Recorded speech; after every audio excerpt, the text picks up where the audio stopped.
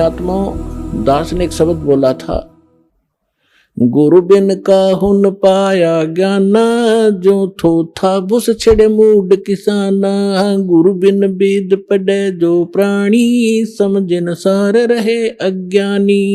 श्रीमद् भगवत गीता चारों वेदों का निष्कर्ष है। चौथे अध्याय के 32वें श्लोक में यहां एक ब्रह्मणे मुखे शब्द है। इस ब्रह्मणे मुखे शब्द का हमारे अनुवादकर्ताओं ने इस दास से पहले जो अनुवाद दास ने किया है, गहरी नजर गीता में एक पुस्तक बनाई है, यानी उसका अनुवाद समझो श्रीमद् भगवत गीता का अनुवाद है। उसका नाम लिखा है गहरी नजर गीता में। इससे पहले जितने महापुरुषों के आप अनुवाद उठाकर देखोगे उसमें क्या लिख रखा है, वेद की वाणी में। ब्रह्मणे मुखे का अर्थ किया है वेद की वाणी। और इन्हीं अनुवादकर्ताओं ने 17वें अध्याय के 23वें श्लोक में इसी ब्रह्मणे का अर्थ किया है सच्चिदानंद घन ब्रह्म। वो यथार्थ अनुवाद है, वो सही अर्थ है। यहां ये विचलित हो गए, तो ये विद्वान नहीं थे, इसलिए इन्होंने अनुवादों का अड़ंगा कर दिया। अपनी ओछी सोच से अर्थ भी अनर्थ कर दिए। ब्रह्म का अर्थ भगवान होता है, तो ब्रह्म का अर्थ कोई वेद करता है तो महामूर्ख है। वेद एक सिद्धांत है, संविधान है, भगवान की जानकारी देता है, उसके नियम बताता है। और ब्रह्म भगवान है। जैसे एक राजा है, राजा का संविधान है, वो उसके नियमों का, उसके अंदर उसके सारे नियम लिखे हुए हैं, कैसे एक प्रजा को रहना चाहिए, क्या अपराध है, कैसा ना करना चाहिए। और कहीं पर कोई राजा का अर्थ और संविधान लिख दे तो वो अर्थ ठीक नहीं कर रहा, अनर्थ कर रहा है। इसी प्रकार यहां ब्रह्मणे माने सच्चिदानंद घन ब्रह्म, और मुखे अपने मुख कमल से बोली गई वाणी में विस्तार से कहे हैं। सच्चिदानंद घन ब्रह्म ने अपने मुख कमल से बोली उस अमृत वाणी में उन धार्मिक युगों की जानकारी, अनुष्ठानों की जानकारी विस्तार के साथ कही है। और उसको तत्व ज्ञान कहते हैं। और उसको जानने के बाद तो सभी कर्मों से मुक्त हो जाएगा। अब गीता ज्ञान दाता कौन है? ये ब्रह्म है। जैसे दास ने शब्द सबसे पहले ये बोला था कि ब्रह्म शब्द पर्याप्त है, लेकिन ब्रह्म का अर्थ भगवान कहो, साब कहो, राम कहो, तो ये सत्संग एक ऐसा जटिल समस्या बन गई जो अध्यात्म मार्ग कि दास यदि किसी पॉइंट को कच्चा छोड़ के आगे चलेगा तो प्रथम बार सुन रहा भक्त कुछ नहीं समझ पाएगा। इसलिए एक ये सामूहिक लेक्चर दिया जाता है आध्यात्मिक टीचर होने के नाते, तो उसमें ये ध्यान रखा जाता है कि शायद प्रथम कक्षा के बच्चे भी आए जो पहली बार दीक्षा लेने आए, और किसी के वैसे कहने से वैसे भी श्रोता बन कराते। तो ये इसलिए यहाँ थोड़ा सा डिफाइन करेंगे। जैसे साहब कहो, ब्रह्म कहो, राम कहो, गॉड कहो, अल्लाह कहो, खुदा कहो, ईश कहो, ब्रह्म कहो। अब जैसे एक तहसीलदार भी साहब है, प्रभु है, स्वामी है अपने विभाग का। ऐसे ही आगे चले, हम थोड़े शॉर्ट में बताऊंगा।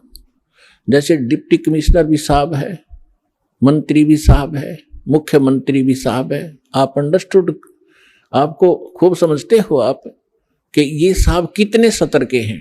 और प्रधानमंत्री भी साहब कहलाते हैं, और राष्ट्रपति जी भी साहब ही कहलाते हैं।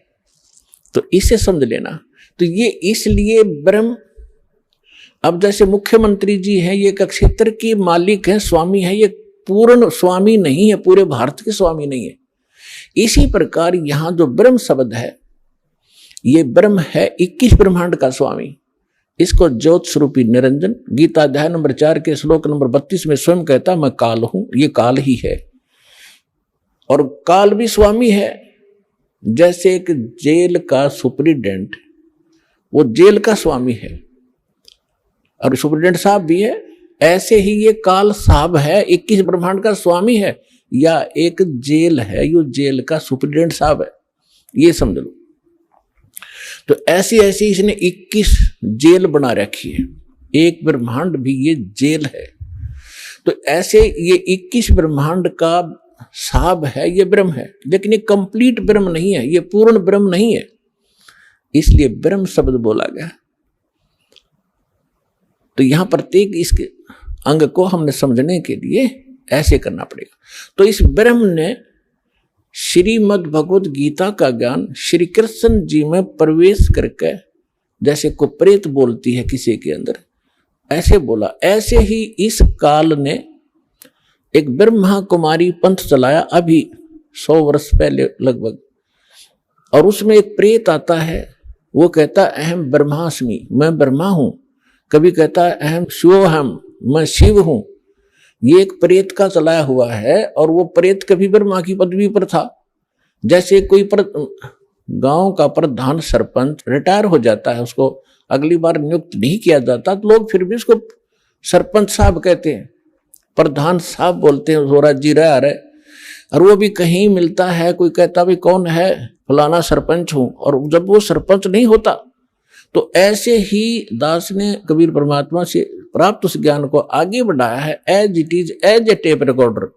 दास का इसमें इतना ही योगदान है कि दास को परमात्मा का जो अंतःकरण टेप रिकॉर्डर ठीक कर दिया उस परमेश्वर कबीर जी ने, और उसमें अपना ज्ञान भर दिया, दास बोल के सुना रहा है रिकॉर्ड करके, इतना सा योगदान है। तो ऐसे दास बहुत बार बताता है आपको कि ये ब्रह्मा विष्णु महेश जो वर्तमान में या 3 लोक के एक एक विभाग के मिनिस्टर हैं, साहब हैं, इतने राम हैं, इतने भगवान हैं, ये इनकी भी मृत्यु होगी, और ये मृत्यु को प्राप्त होकर आम जीव की तरह 84 लाख योनियों में, प्रेत योनियों में भटक रहे होंगे, और अन्य पुण्य आत्माओं को फिर से काल अपनी दुर्गा पत्नी से जन्म दे करके उस पदवी पर बैठा देता है। तो उनमें से ये पंथ चलाने वाला जो ब्रह्मास्मि में शिवोस्मि, तो ये वो भूत है जो कभी ब्रह्मा के पद पर रहा है, अब उसका अस्तित्व कुछ नहीं, वो रिटायर्ड सरपंच समझ लो, एक्स सरपंच, अब उसका कोई अस्तित्व नहीं। तो वो बोलकर उसने वो पंथ चला दिया। आज भी उसकी मुरली सुनकर, वो भूत की बात सुनकर एक बहुत बड़ा जनसमूह अपना जीवन नाश कर रहा है। दास का प्रयत्न किसी की निंदा करना नहीं, दास का प्रयत्न है कि सभी हम एक परमात्मा के बालक बच्चे हैं, बहन बेटी भाई, और उस काल ने ये जाल फैला रखा है कि मैं इतने पंथ चला दूंगा नकली कि कोई समझ नहीं सकेगा ओरिजिनल पंथ कौन सा है। तो दास ऐसा प्रयत्न कर रहा है कि जैसे पहले के, अभी बहुत बार होती रहती है घटनाएं कि कोई 500,000 के नोट नकली छाप देता है, और सरकार को जो पता चलता है तो दोनों ओरिजिनल और डुप्लीकेट दोनों के दोनों मीडिया के माध्यम से, समाचार पत्रों के माध्यम से उनकी पहचान कराई जाती है कि ये इस टाइप का डुप्लीकेट है, ये ओरिजिनल है। तो सरकार निंदा नहीं कर रही होती, एक महापरोपकार करती है।